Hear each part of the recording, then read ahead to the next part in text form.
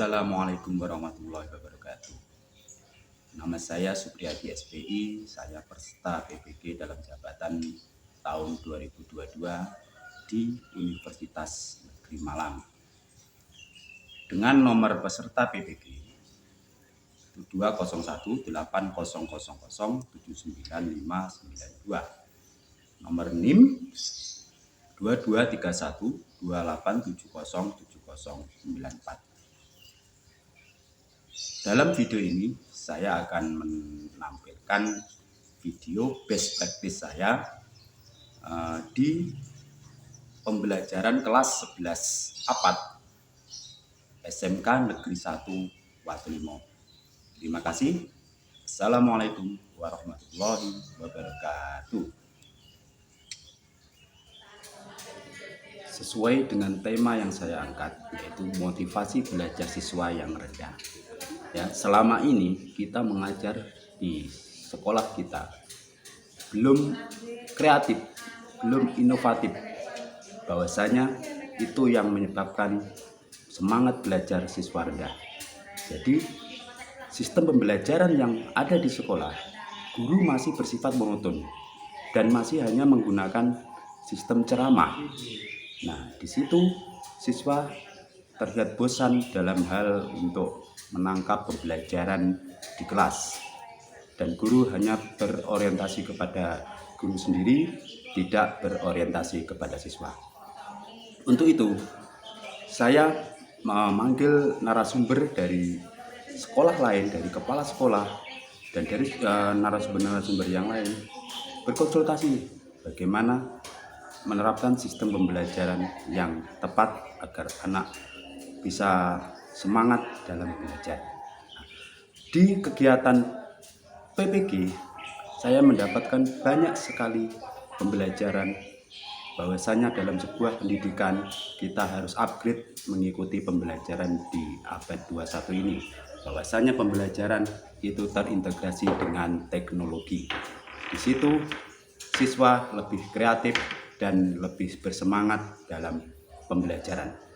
Metode pembelajaran yang saya lakukan ini adalah menggunakan PBL atau Problem Based Learning. Bahwasanya pembelajaran yang kita berikan kepada siswa itu berbasis problem dan bagaimana siswa menyelesaikan dari permasalahan yang ada dengan sistem menggunakan kelompok, dan bagaimana siswa bisa mempresentasikan hasilnya, dan bagaimana bisa menanya dan menjawab dari kolaborasi antar kelompok.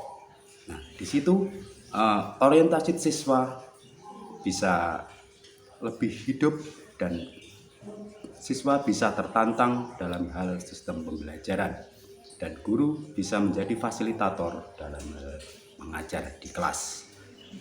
Untuk data dan lain sebagainya akan saya share, akan saya bagikan di video ini, bagaimana bisa mengangkat semangat siswa untuk lebih kreatif dan inovatif dan semangat dalam hal belajar dan bisa meningkatkan prestasi mereka.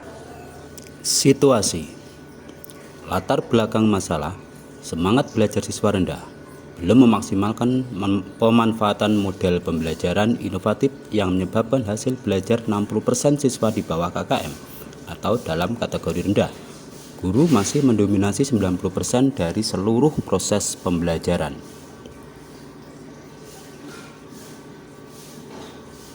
Praktek pembelajaran dengan menggunakan model problem based learning ini penting untuk dibagikan sebagai upaya perbaikan proses pembelajaran di kelas, karena model pembelajaran PBL ini merupakan student oriented, sehingga melibatkan siswa untuk dapat berdiskusi dalam pemecahan masalah dan siswa dapat lebih memahami isi pelajaran maupun menguasai materi yang diberikan oleh guru.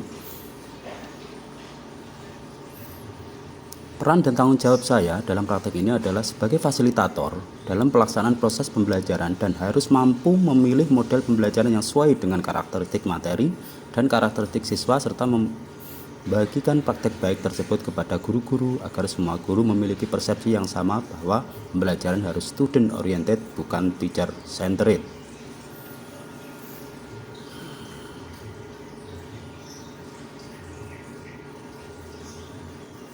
Tantangan untuk mencapai tujuan adalah waktu terbatas dalam mempersiapkan rancangan model pembelajaran inovatif bagi siswa yang terlibat, yaitu ada 35 siswa di kelas APAT, Agribisnis Perikanan Air Tawar, dan guru perikanan.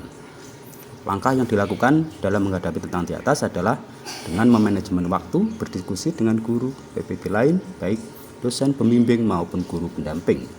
Dampak dari aksi yang dilakukan adalah meningkatkan hasil belajar siswa melalui model pembelajaran inovatif yang dilaksanakan menggunakan PBL.